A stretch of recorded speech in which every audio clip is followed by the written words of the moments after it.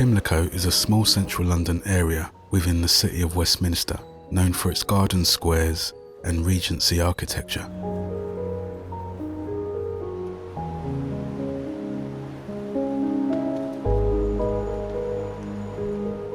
It's 2 miles from Charing Cross, bounded off by Vauxhall Bridge Road to the east, and the River Thames curved directly underneath it.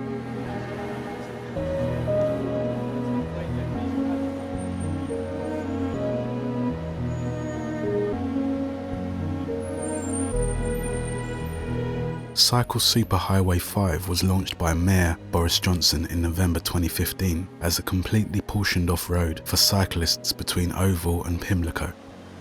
As you can see, it's well used.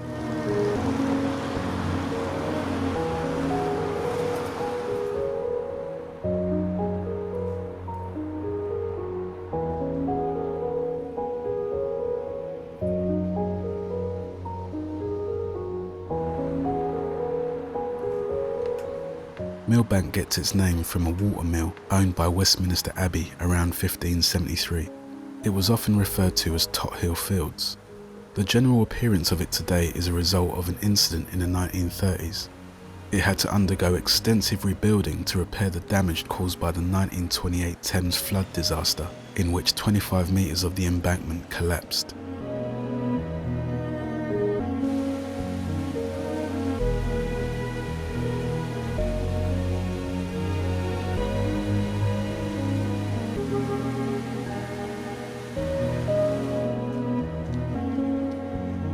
Sir Henry Tate of the Tate & Lyle Company founded both the sugar refinery firm and the Tate Galleries through the legacy of chattel slavery in British-owned colonies throughout the Caribbean and mainland Americas.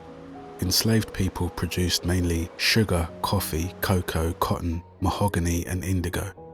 Most of the Tate collections are made up of contributions proffered from slave owners of the time and the artists they commissioned, such as J.M.W. Turner. In 1897, Henry donated 80 grand in aid of the building's creation on the former site of the Millbank Penitentiary. It was then officially called the National Gallery of British Art for its first 35 years, before it officially adopted its nickname as the Tate Gallery up until the year 2000, when a younger sibling was born. James I sold Pimlico for a little over £1,000 in 1623.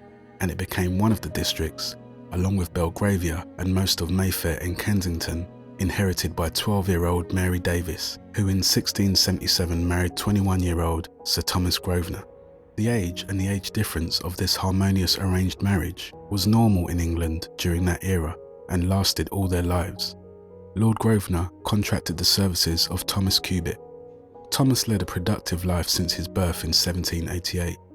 After his extensive work as a ship's carpenter, he pretty much went on to become the most prolific builder Britain has ever known and transformed large portions of London into established places, including Warwick Square. He also had a hand in the conception of Buckingham Palace. His work became a natural inspiration for the 5-month-long Great Exhibition of 1851.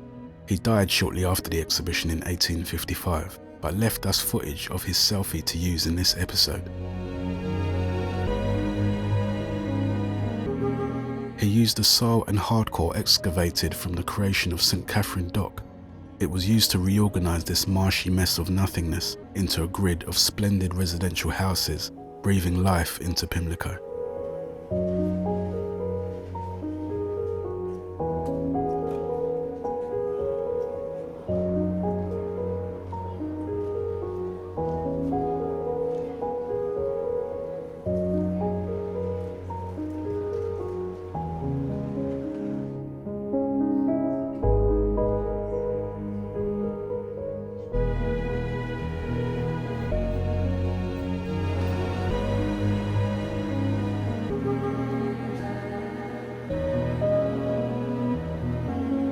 The 17 red-bricked buildings forming the components of the highly regarded Millbank estate was erected with recycled bricks from the old Millbank prison, demolished in 1890. Each building is named after a distinguished painter, like Turner or Gainsborough.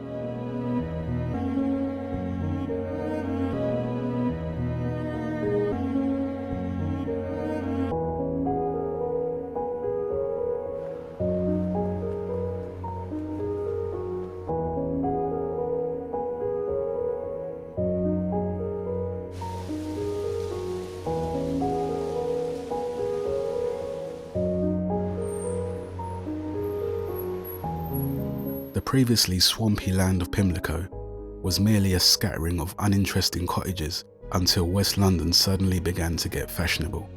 Anything in demand attracts more demand.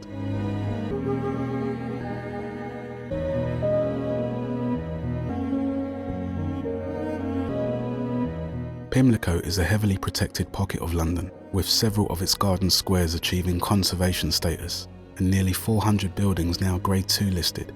High-profile residents have included Prime Minister Winston Churchill, Kenyan President Jomo Kenyatta, designer Laura Ashley, and actor Laurence Olivier.